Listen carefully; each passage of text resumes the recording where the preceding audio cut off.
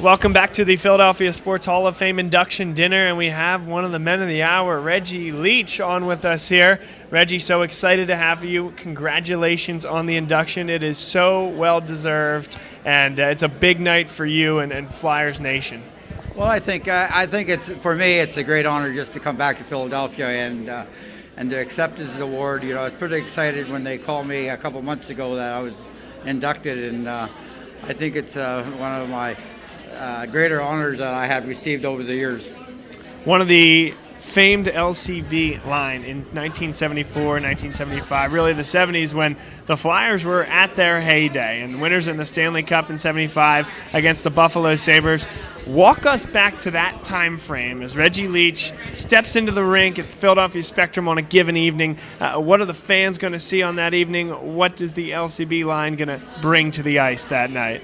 Well, you know, it's actually pretty funny because I remember my first time when I was traded from California and to come to the Flyers. The Flyers just won their first cup against Boston. I came in and I guess I took over Bill Fletz's spot. Yes. And I remember Bobby Clark telling the press that I would get 45 goals or 50 goals in a bad year.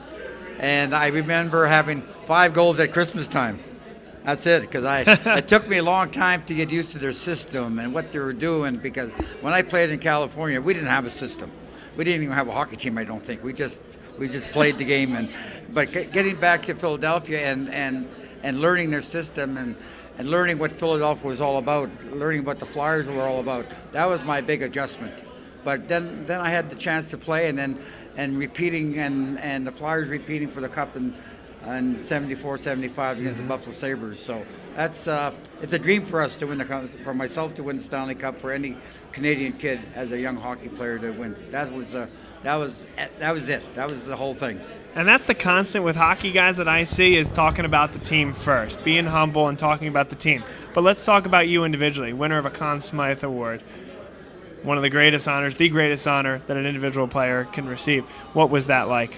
Well, I think, you know, back then, you know, you really didn't think about, as a hockey player, you really didn't look at the rewards that you know, winning the Conn Smythe and that, because we lost. We lost to Montreal in 4 games. And then I think you reflect back after you're out of hockey for 5 or 10 years, and you reflect back on of the great teams I played with in Philadelphia here, and you know, losing to Montreal in 4 straight, and me winning the Conn Smythe Trophy and scoring 19 goals in the playoffs. And, you know, that's still a record today, let you know that. And those are things that you reflect back on. Playing in a team in 1980, going 35 games without a loss, and losing to the Islanders in 6 games. So all these little things you put together, and all, you know, as myself as a hockey player, I had a lot of great seasons, but I had some really bad seasons also. Well, according to them, they were bad. But today, scoring 28 goals to 38 goals a year, that's like a superstar season in this hockey. So it is. But back then, when I was playing, that was considered a bad year. Interesting. Yeah. So Philadelphia obviously lost a good friend a couple years ago in Mr. Snyder.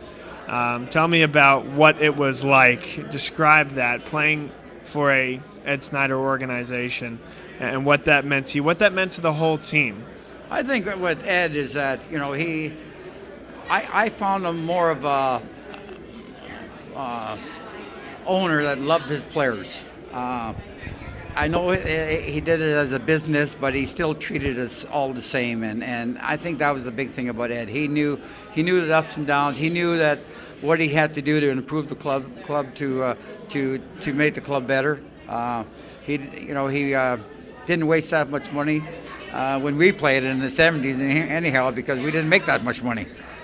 So, but those are things that he took a chance, and he brought hockey to Philadelphia, which I think Philadelphia is probably one of the best hockey towns that I have ever played in.